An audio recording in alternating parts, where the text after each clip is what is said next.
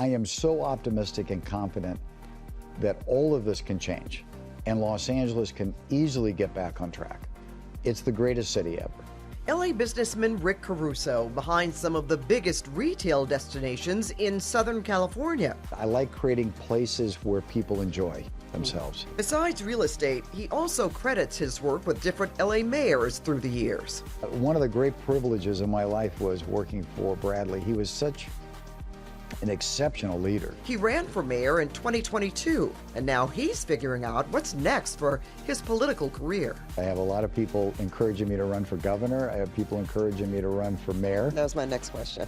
And so we're looking at both.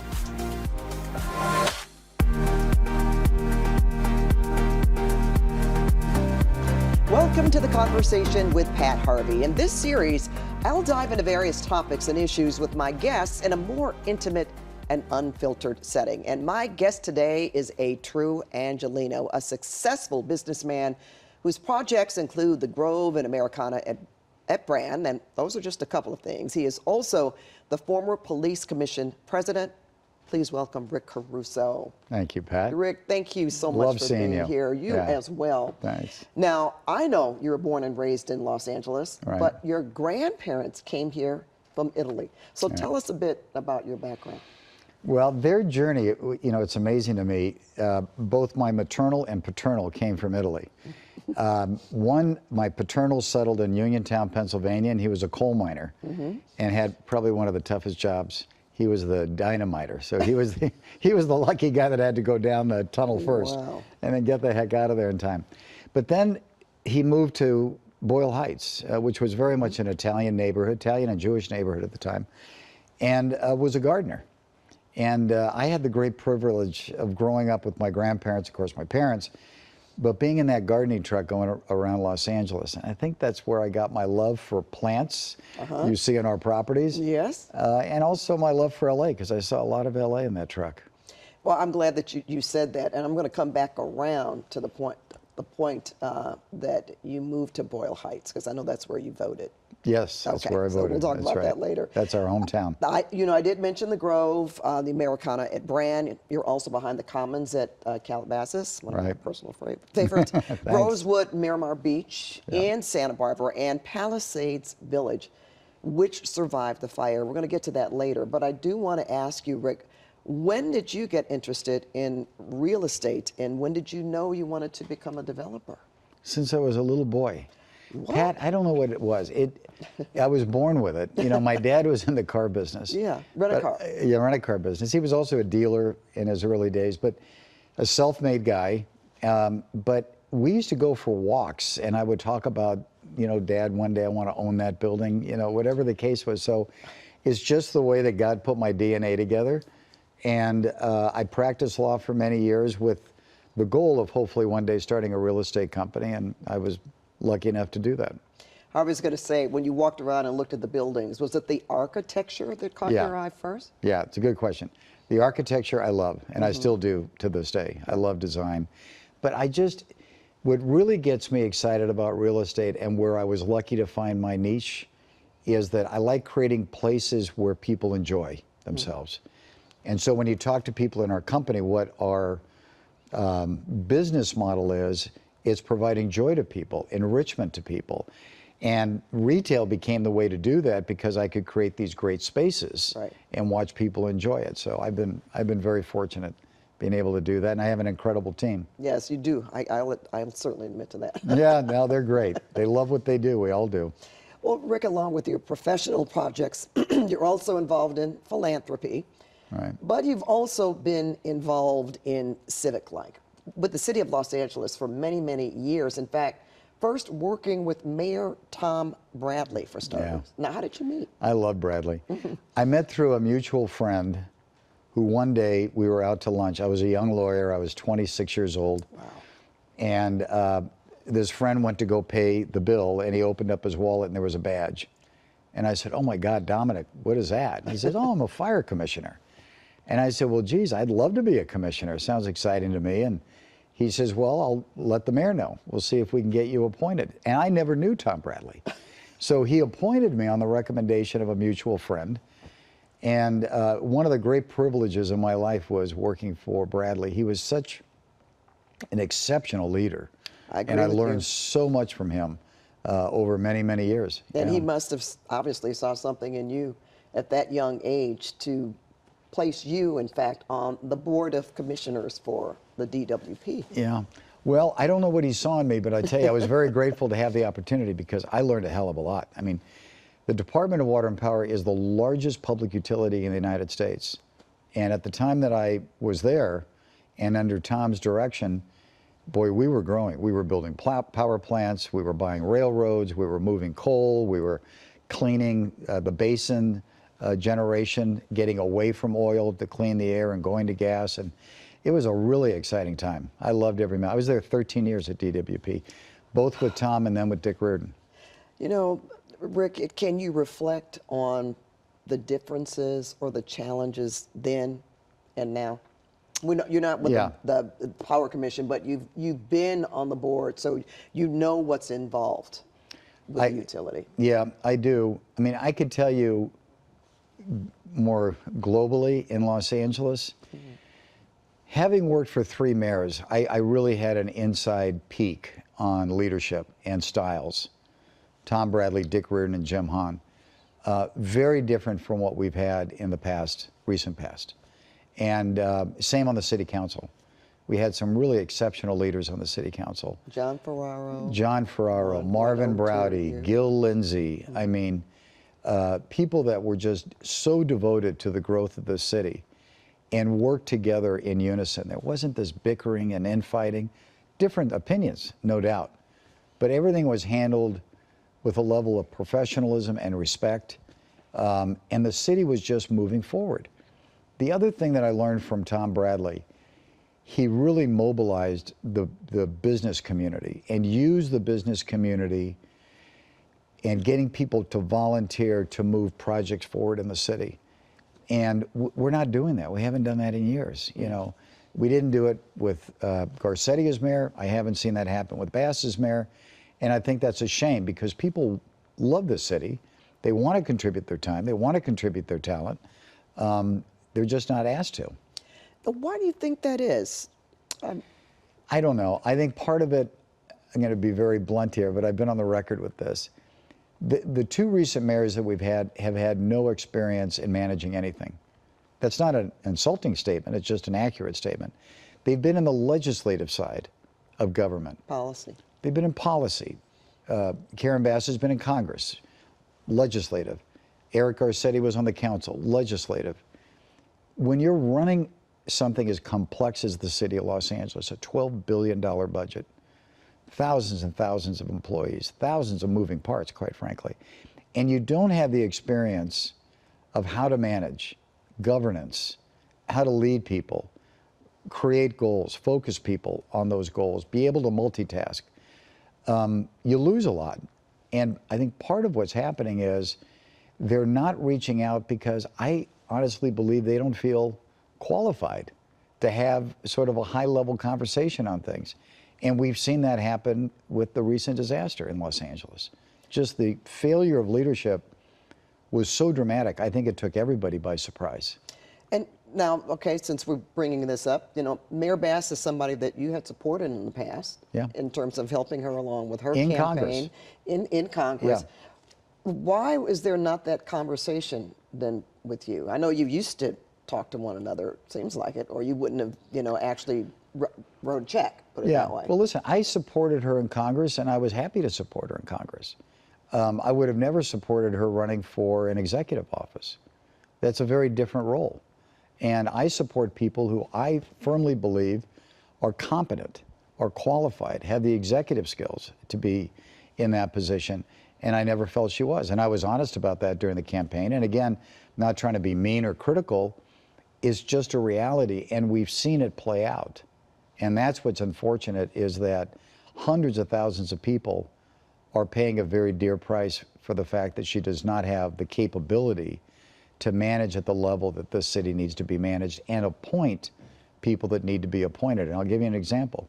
Her appointment of the head of DWP, and I understand that job very well because that person used to report to me. The fact that that reservoir in the Palisades was left empty. San Ynez. San Ynez, 7 million gallons of water that could have been used to fight the fire was left empty, knowing the winds were coming, knowing that there was going to be a disaster, knowing that the probability with Santa Ana winds could be a fire, which had happened a week before. The fact that it wasn't full and that woman still has her job makes no sense to me.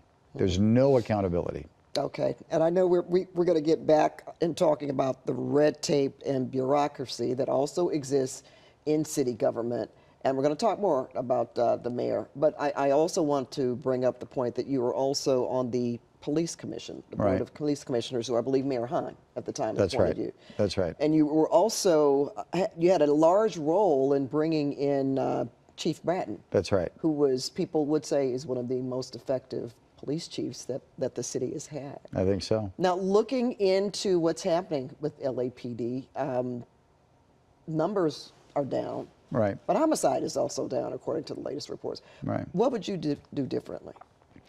Well, let me just back up. One of the things that, when I was on the police commission, I learned one of the most valuable lessons from Jim Hahn, because the not reappointing Bernie Parks, who was a very popular chief of police at the time, if you remember. Yes. And a black man, and very popular in the black community, rightfully so.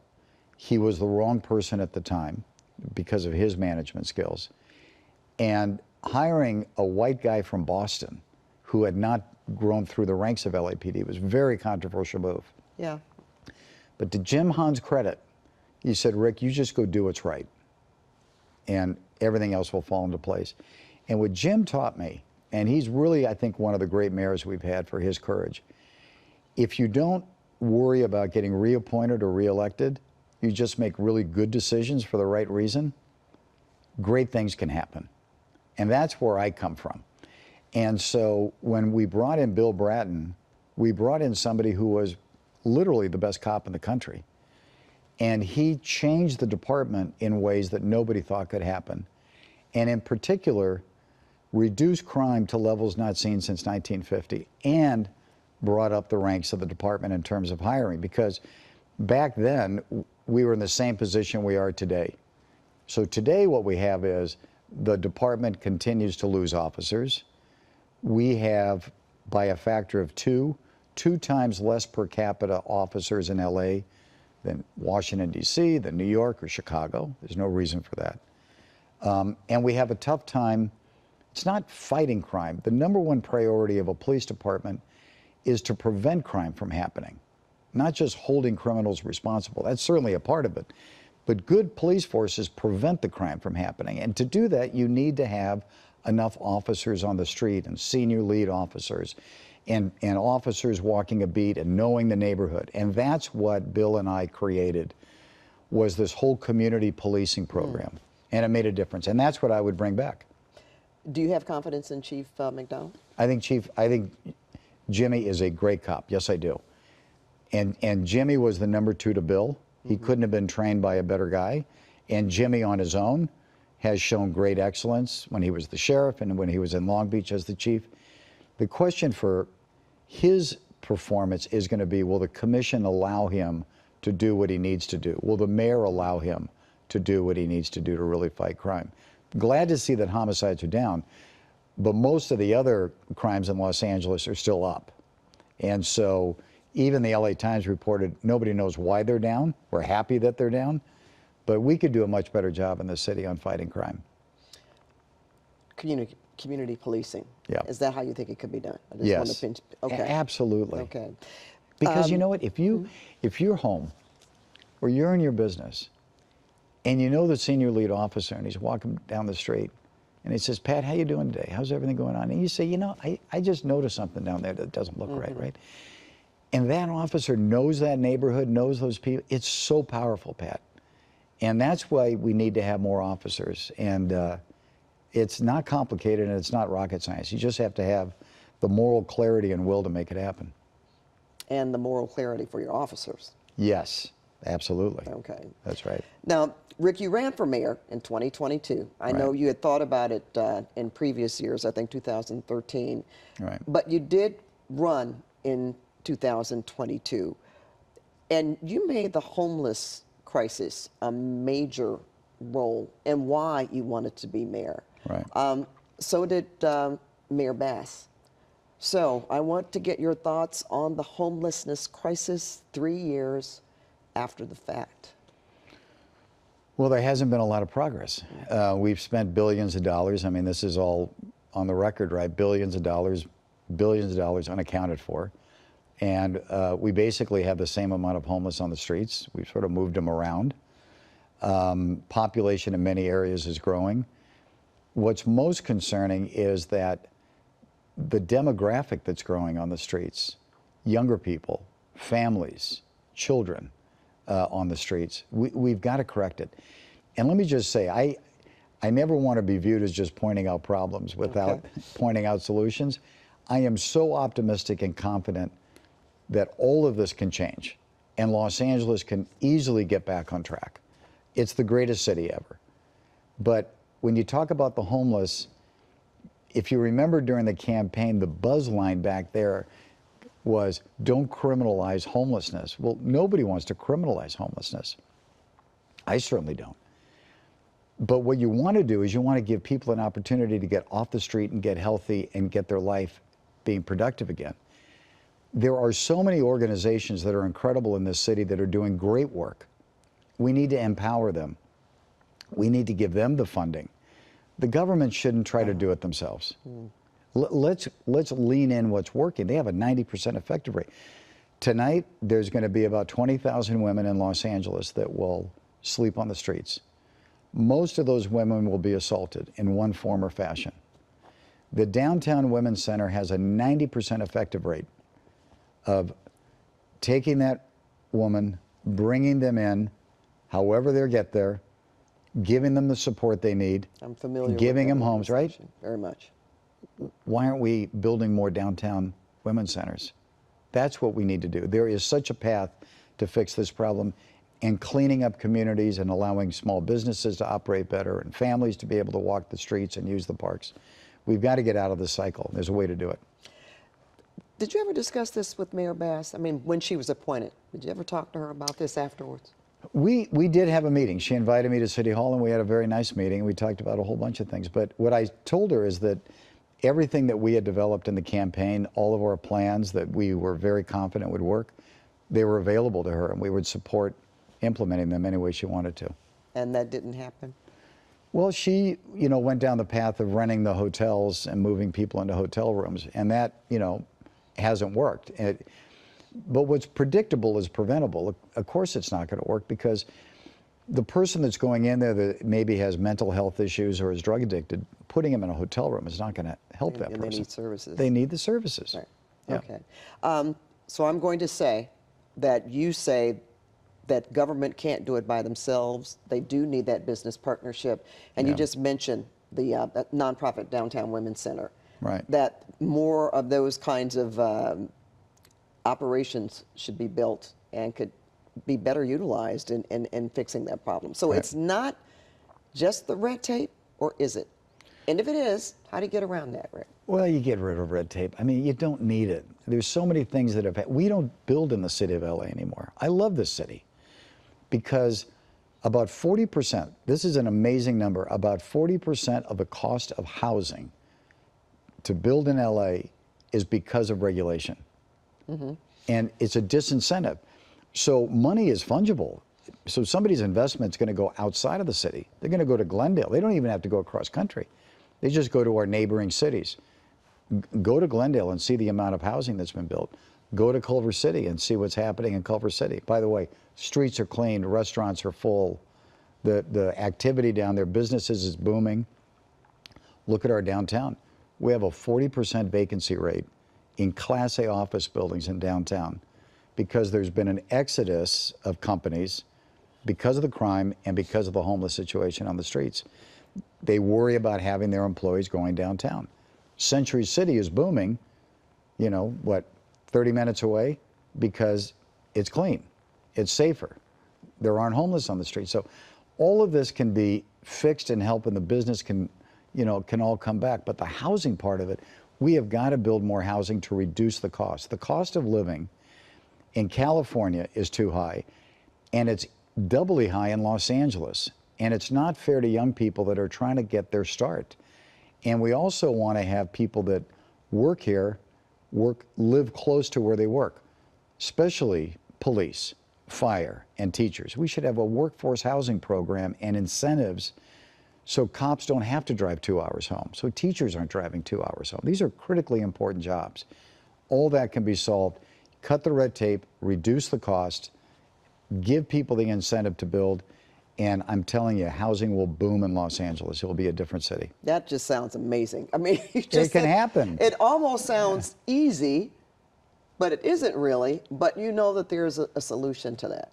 Can you do that on a city, state level? Or do you need the federal government to get involved? No, you can do it on a city, state level. It'd be great if you had federal support, but you can do it on a city and state level. Again, look at our neighboring cities on what's happening to us. It's, you know, we operate a significant project in Glendale. I mean, we're very close and we see how that city operates.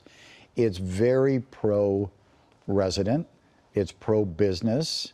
They keep their streets clean. It's pro-schools. It's got one of the best school districts in the state. That's all about the leadership and the goals that that city sets out. We can do the same thing in Los Angeles. We used to do it. We can do it again. All right, Rick. Well, talking about building, we've had a very tough year. Yes, here. we have. Certainly starting with the fires in January. And I know, I knew your daughter lost a home, and now you said your son lost a home as well. Yeah. You were evacuated. Yes. The Palisades Village did survive, but that had a Yes. lot to do with your personal effort there. Right. So tell us about, if you want to go back to that night, like the preventative measures that you took as a private citizen. Well, we learned a lot, Pat, when we were building the Miramar Resort, because when we were building the Miramar Resort, we had the Thompson fire started. And we were just in framing. We were just wood framing. And as that Thompson fire was coming over the hill, I talked to one of our executives. I said, you got to scramble and put together a plan to save the buildings, because the fire department resources are going to go to the homes first, as they should, and not the commercial properties. So that's where we learned about private firefighters, private water tanks, and retardant. When we were designing the Palisades, we knew we were in a fire area. So it was designed completely without combustible materials. What looks like wood siding on some of the buildings is concrete, molded to look like wood. And there was no vent system where an ember can get in. Most of the homes in Altadena, Malibu, and the Palisades burnt from inside out because that ember went in. So we were very fortunate when those warnings came out about 4 days before the fire. Our team took the manual off the shelf, and immediately we had the private firefighter station, the water tank station, and the retardant 2 days beforehand. And I tell you what's interesting to know is that we were loaning our equipment to LA Fire because they didn't have enough equipment. And we were able to save not only our whole block, not all of it owned by me, and everything across the street, none of it owned by me, with our resources, which is great. And that really is the downtown that's left for the Palisades, which is going to be the heartbeat to bring this community back. But it was January 7th when that started. It was my birthday. So I'll never forget the day of the fire. And we were together as a family. And of course, my daughter was panicked, and she went back to her house to get as much as she could. And thank God she did. My son went back to his, but couldn't because of the traffic, couldn't get there. And we were having, you know my wife, Tina, and she's saying, we need to get out, because we were in the evacuation zone now in Brentwood. And being the typical Italian dad, I said, no, we're going to sit and have dinner. We're all together. And we had our dinner. We had our pastor with us. And literally at the end of dinner, the lights went out. And that's when Tina said, okay, we're out. Well, you just finished dinner? And just then the finished power dinner, went out. yeah, I know. And so we went out, and then it was about 9:30 that night, I got the call from our senior executive that was in the command center, who called me and said, your daughter's house is on fire, and we're out of water. And I said, Banyan, say that again, it can't be true. He said, no, the firefighters are here and the hoses went dry, and the whole block is on fire now. Oh my God, I still get chills. I still tear up about it. But it was just so preventable, Pat. And it's so sad what's happened. We're fortunate. We have a lot of resources. So we're very, very fortunate. The majority of the people that are impacted don't have those resources. And they've lost their schools, their churches, their synagogues. They've lost their, and it's more than just losing your home. It's like even my daughter and son talk about, they miss their lifestyle. Yeah, the neighborhood. The neighborhood. The community. I've been there, as you know. Same in Altadena. Yeah. They lost their neighbors, a dear, terrible. beautiful community. So anyway, we're working hard to get these communities back, and they will come back. And we're going to talk about that. Now, I have to backtrack. Okay. Being a journalist, I have to ask you this. You know, some critics say, well, because you used the private firefighters, the resources were taken away from the bigger firefight. What's your response? Just the opposite. Okay. It freed up resources. I mean, if you talk to the fire department, they were grateful that we were there because they didn't have to be stationed there to do it. And no, and that's like I said, we were loaning equipment. Talk to all the tenants and all the building owners around us that are there who called me in tears thanking me that we saved their buildings. So I'm very proud of what our team did. And some people will be critical, and that's just the way some people are. That's fine. You've been critical, too, just about the rebuilding process. Yes, I have. Is it the permitting that is slowing everything down that you're very critical of? And you feel that it didn't have to be that way or doesn't have to be that way? Yeah, but when you look at it, I mean, here's a good example. The Army Corps of Engineers came in and did an incredible job ahead of schedule. Removing the debris. Okay, the debris is gone. Now the city, they're flat-footed. One is, and same with the county, the criticism goes to both. There's no transparency on information. There isn't a recovery czar for the last 90 days that we were promised. There's nobody heading up the recovery. Soberoff quit or was fired or whatever 90 days ago. There's been a search, no word on a replacement for him. The permitting process, we get calls all the time. People are trying to permit the same exact house and it gets rejected. It's ridiculous. The resources for people to go to is located on Pico, about 30 minutes away from the Palisades. Why aren't all the resources located in the Palisades where the people's homes are, where they're going to? There should be one stop that you're going into down the street. We did the AI model that we gave to the city and the county. Now that we'll plan check in a matter of hours, not months, they still haven't fully adopted it. So it's like, come on, let's go. We got things to do. It's been 6 months. It's a big task, but it can be done. You need the right logistics, you need the right leadership, you need the right people, and you need to set some goals and hold people accountable to hit those goals. And that's why it's frustrating, because you've got to get the schools rebuilt, and LAUSD is actually doing a really good job. They are pushing to get the schools open. The private schools are getting open. We got to rebuild the park, which we're going to do at Steadfast. With Steadfast. But you've got to get these community assets open again. People have to have hope. They've got to see some action happening, because you want the government, you want LA City to say, we're going to be a good partner for you. We've got your back. We're asking you to go rebuild your home and rebuild this community. We're going to be there right there with you. That message isn't happening.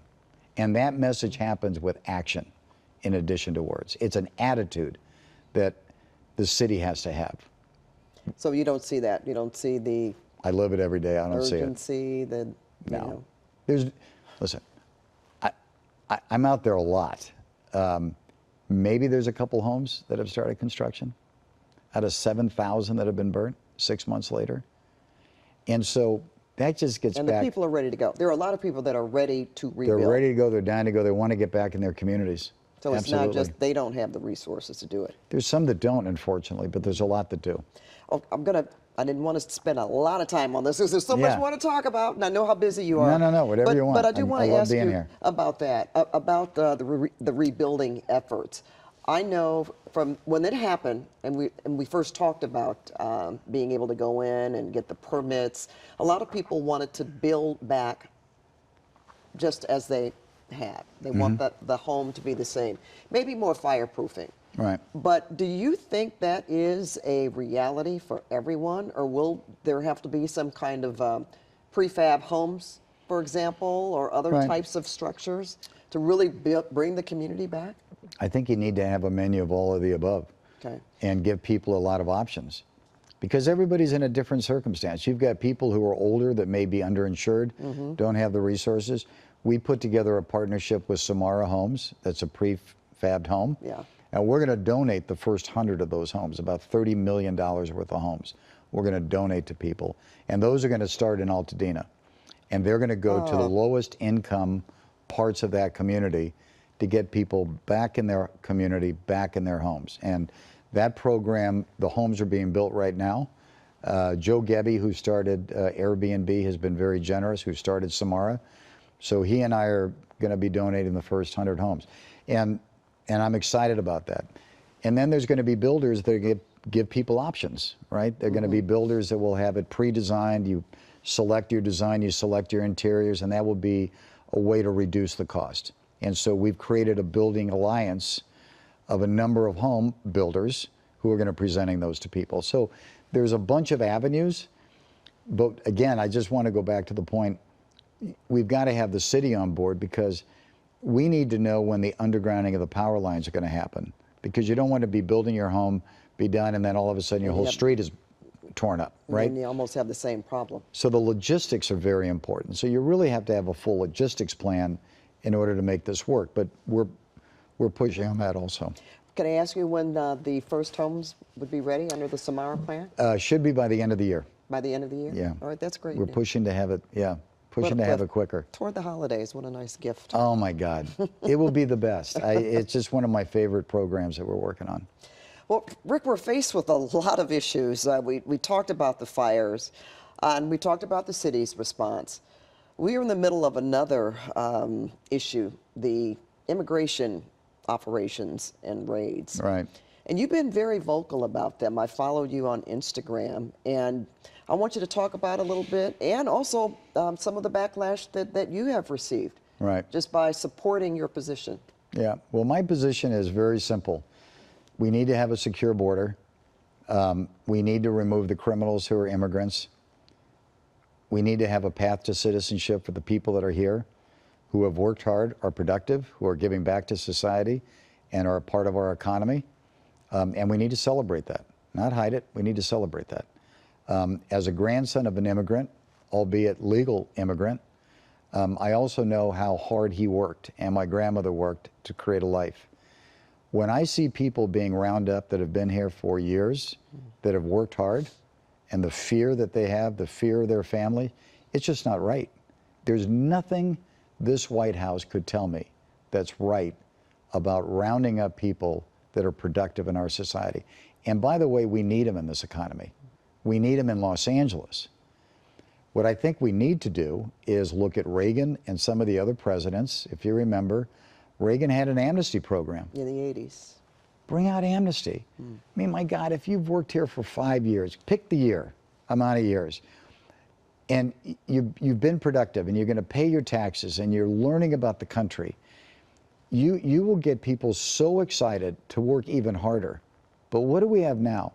Now we have people, hardworking good people. I'm not talking about the criminals. Get rid of the criminals.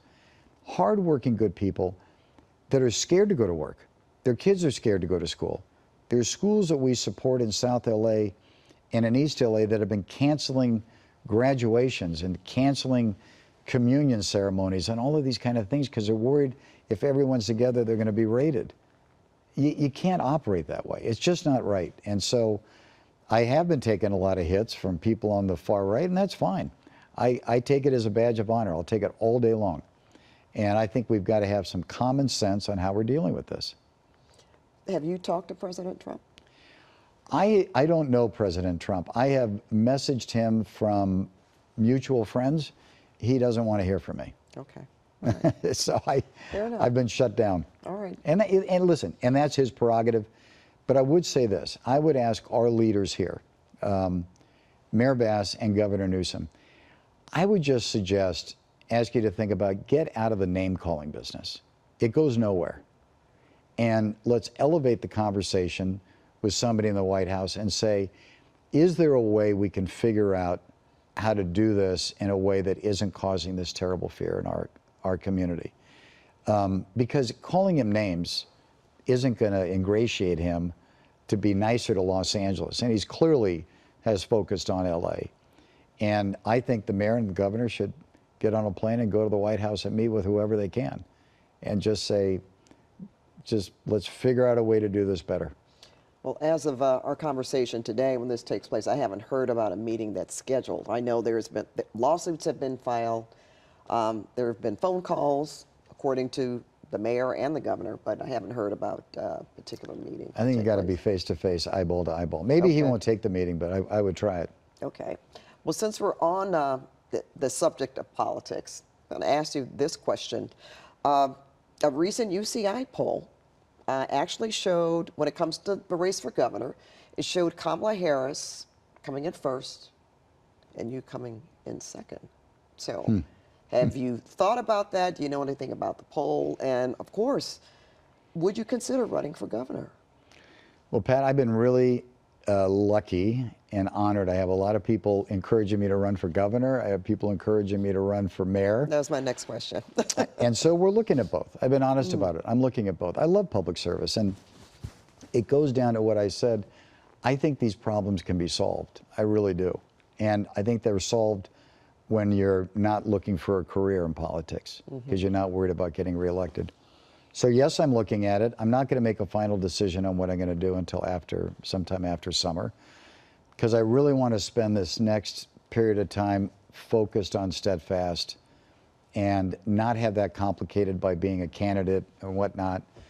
And I just haven't made up my mind yet either. But I'm Okay. looking at both. So you But I haven't- like that poll. I haven't dug into all the details of the poll, but I saw the headline. And I haven't, interesting, I haven't spent any money campaigning. I'm not campaigning. I'm not doing anything. And so I found it interesting that I'm number 2, but we'll see how that plays. That might be an impetus We'll then see for how you that throwing plays your hat out. back I in don't the know. ring. We'll see how that plays out. Well, Rick, thank you so much. Thanks for having me. It's always Well, great being with you. Well, this has just been a wonderful conversation because we have a chance to really talk.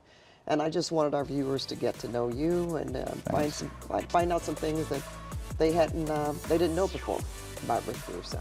Well, and thanks for all you do. Well- You're a legend in this city. And I just, again, want to end for people that feel hopeless in this state and in this city. I really do believe from the bottom of my heart, things can and will change. It's not just about me, but there's too much good in this city and there's too much good in this state that eventually it's going to correct itself with the right people. So I would stay hopeful and optimistic. Well, that's a great message Yeah. to end on. Thank you so much, Rick. Thank you, Pat. And Always great thank seeing you for watching the conversation with Pat Harvey. Make sure to check our YouTube page for future episodes.